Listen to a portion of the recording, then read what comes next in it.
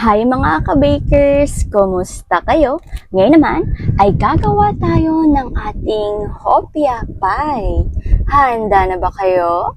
Mga kailangan natin ay soft flour 500 grams, sugar 250 grams, salt 5 grams, fresh milk 140 ml, baking powder 10 grams, at margarine na 75 grams.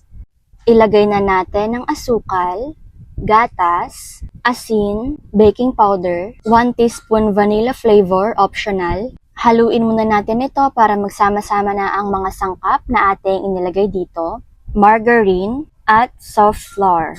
Haluin ulit natin ito para magsama-sama na ang mga sangkap na ating inilagay dito at matunaw na rin ang ating inilagay na soft flour. Ayan, at dahil nagsama-sama na nga po sila, ay okay na nga po ito at atin na nga po itong kuhanin. Maglagay nga po pala tayo ng ating dusting flour sa ating lamesa para po hindi po siya dumikit. At pagkatapos ay atin na nga po itong ilipat. Ngayon naman ay atin na nga po itong irolyo ng pahaba. Ayan, pahabain lamang po natin. At pagkatapos naman po nito ay hahatiin na po natin ito sa 4 na piraso. Ayan.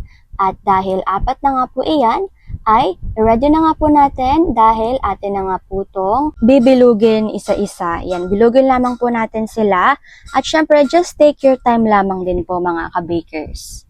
Ngayon naman ay maghahati naman tayo ng 4 na piraso sa ating filling. Ang ating filling nga po pala ay sugar 500 grams, soft flour 500 grams, mantika 150 ml, tubig 125 ml, at onion na 2 piraso. Meron po kaming step-by-step tutorial sa aming video. Ito nga po pala ay video ng paggawa ng hopia. Ayan, at syempre, pagkatapos nga po naman nating hatiin, ay atin na nga po itong ilagay sa loob.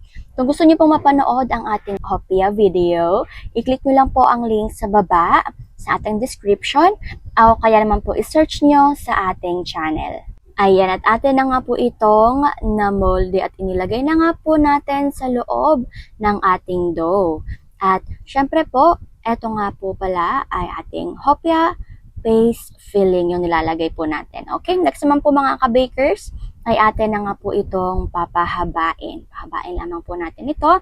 At maglagay din po tayo ng ating dusting flour para po hindi po dumikit sa ating lamesa.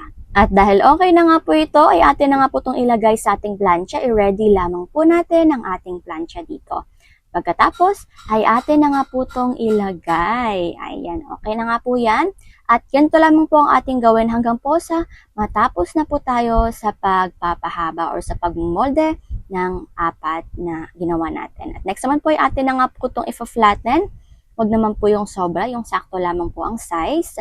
Ayan, at okay. At dahil na-flatten na nga po ito, ay maglalagay po tayo dito ng design. Kukuha lang po tayo ng ating napakamahiwagang tinidor at atin lang po siyang lalagyan or tinidorin.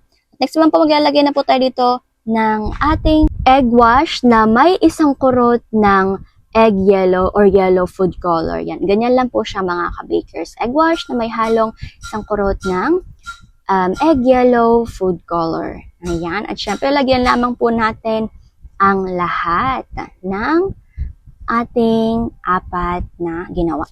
Ayan, at dahil tapos na nga po ito, ay ready na nga po ito para mailagay sa ating oven. Ang oven temperature sa taas ay 200, sa baba ay 200, at ang baking time ay 25 minutes lamang. After 25 minutes, ay luto na nga po ito mga ka-bakers. Atin na nga pong hanguin, at yan na nga po ang kanyang itsura na napakasarap. At syempre, pag lumamig na po siya, ay atin na nga po siyang hatiin. Tanggalin po natin ang gilid nito. Or pwede naman pong i-keep nyo na lang po. Pero para mas decente atin po siyang tanggalin. At hiwain na po natin siya base po sa kung magkano natin siya ibebenta or kung magkano po natin gustong hiwain. Ang size po kasi na ginagawa namin dito mga ka-bakers ay 1 inch po talaga. At binibenta po ito ng mga 5 pesos. Depende na po yan sa inyo kung gaano po kalaki ang gusto nyong paghiwa at kung magkano po ang costing or kung magkano po natin ito ibebenta. At syempre naman mabenta rin po talaga itong mga ka-bakers. Wala pong duda at wala po talagang pagsisisi. Bukod po sa ating hopia na talaga namang best bestseller, hindi rin po talaga to magpapahuli mga ka-bakers. Kaya naman po mga ka-bakers, i-check nyo na po ang ating bestseller hopya. At syempre naman, gawin nyo na rin po ito ha. Napapadaldal na naman po ako, pasensya na po. Kaya naman po, eto na nga po ang ating food for the soul ngayon. Mga awit 46, verse 1 to 3. Ang Diyos ang ating lakas at kanlungan, at handang saklolo kung may kaguluhan. Di dapat matakot, mundo'y mayanigman, kahit na sa dagat ang bundok ay matangay. Kahit na mangalit yaong karagatan at ang mga burol mayanig magimbal. Amen, amen, amen! Ang Diyos ang ating kanlungan. Siya ang ating tagapagligtas. Siya ang ating Panginoon, Panginoon ng mga Panginoon, Hari ng mga hari at ang Panginoong Diyos na totoo at buhay magpakailan paman. Walang hihigit sa Kanya at totoo nga na sa Kanya lamang ang lahat ng karangalan sa mundo ito dahil walang makakahigit sa Kanya at wala naman talagang makakatalo sa Kanya. Amen. Praise the Lord. Hallelujah. Maraming salamat po sa inyong lahat mga ka-bakers. Pagnilayan natin ang salita ng ating Panginoon. Maraming salamat po at sana ay nasa mabuti kayong kalagayan. Ako po muna magpapaalam.